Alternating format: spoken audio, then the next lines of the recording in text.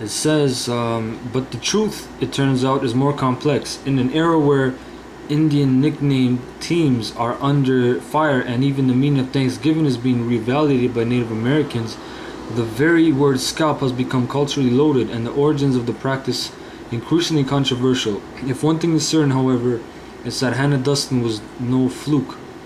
Americans certainly scalped Indians during the Revolution, and after, says Colin Calloway, who teaches history at Dartmouth College, they also stripped Indian corpses of skin.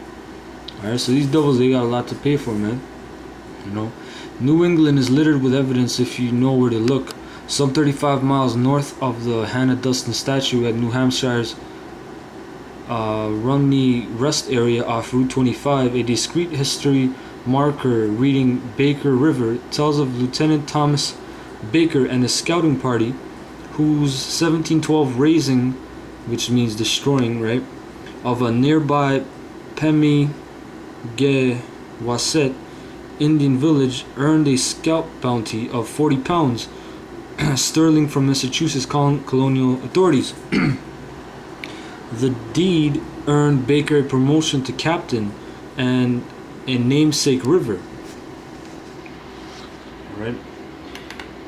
It says in museums around the region, actual scalps were still available for viewing as recently as the 1980s. Museums with scalps in their collections included Harvard's Peabody Museum of Archaeology and Ethnology, the Fort Ticonderoga Museum on Lake Champlain, and the Robert S. Peabody Museum of Archaeology in Andover.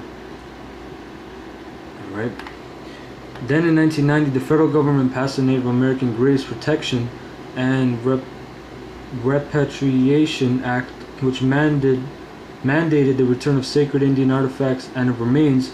As museums combed through a collection, they found scalps that were clearly Indian. Some even had documentation identifying the scalp takers as colonists. Historical evidence confirmed that colonial authorities offered a bounty on Indian scalps. It says Hannah Duston, for example, collected a monetary reward and a pewter tankard. In Salem, redeemed scalps were hung along the walls of the town courthouse in full view of the public until the building was torn down in 1785.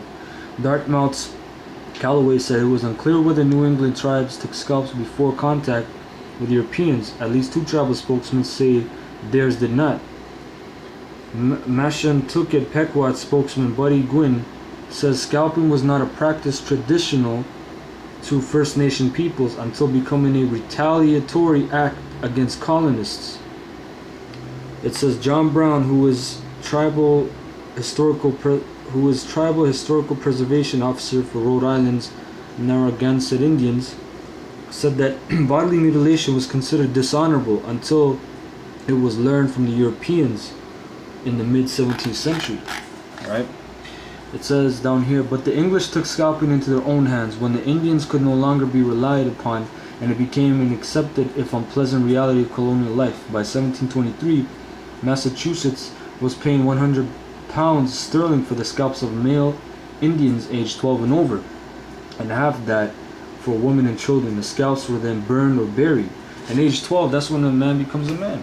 And that's when they knew, okay, age 12 and below, anything below the age of 12, those are boys, man. Infants. And it says, Axtell even documents an Indian scalping by a Puritan minister who managed somehow to reconcile it with his religious beliefs. Bunch of damn devils, man. Alright, they're trying to justify all that. Alright, and last article is Redskin. This is from Wikipedia, you can look it up. It says Redskin is a racial descriptor for the indigenous peoples of the Americas and one of the color metaphors for race used in North America and Europe since European colonization of the Western Hemisphere. The term is controversial and considered by some to be offensive. Alright? It says, according to the Oxford English Dictionary, OED, the term redskin came from the reddish skin color of some Native Americans. That's not true. Alright? Because the devil, what the devil does, he says he's white. The Negroes are black.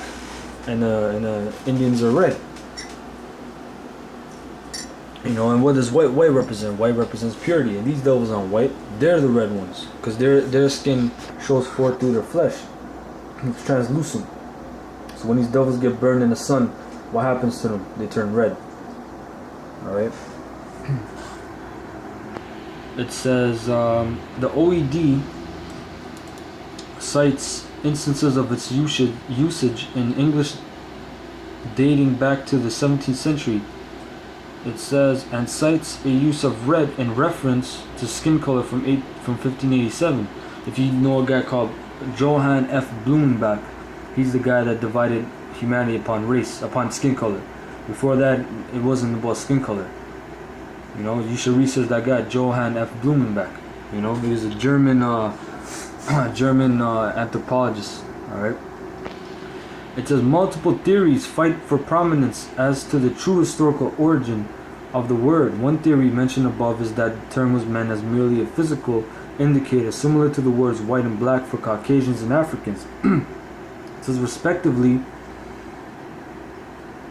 Another theory holds that it was first used by Native Americans during the 1800s as a way of distinguishing themselves from the ever-growing white population.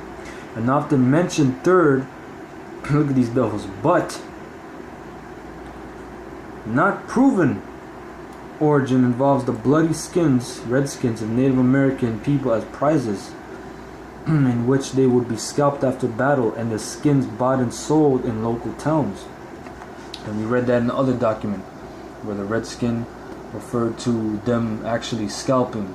They actually, what they would do, they would scalp them from the thigh down, and they would make pants out of it. They would make pants for themselves, these devils. And another thing they would do, they would scalp you from the back, from your buttocks all the way up to your neck, and they would make hides for their horses. Alright, that you can research about that, man. These devils got a lot to pay for, man. You know. It says to date there is no historical documentation or evidence to support this theory. A bunch of damn devils, man. His mouth speaks of wickedness. His mouth is full of cursing and fraud and deceit. It says yet another theory is that the term Red Indian originates to describe the Beothuk people of Newfoundland, Slovakia, who painted their bodies with red ochre, and was then generalized to North American indigenous people in general. Alright, and one more thing I found, this is from rsdb.org/race/native_Americans. Alright, this is under redskin. It says Native Americans. It says the term redskin came from the two places: the skin color, bullshit, right? Then the cruel torture of skinning Native Americans for a bounty. Since their skin was red, they started saying redskins, and that's bullshit. The reason why they call them redskins, because obviously, when the skin was peeled, what was on it? The blood. So the blood is red. So they call them redskins. All right. So, Lord's will, you brothers got some information, and I give all praises to Yahweh Hashem Yahushua, the water, for blessing me with His truth. Double honors to the elders of GMS, the water, for showing me this truth. All right. Honors to the elect men, pushing this truth worldwide. Shalom, brothers. Yahweh Hashem Yahushua Brakatam. Shalom.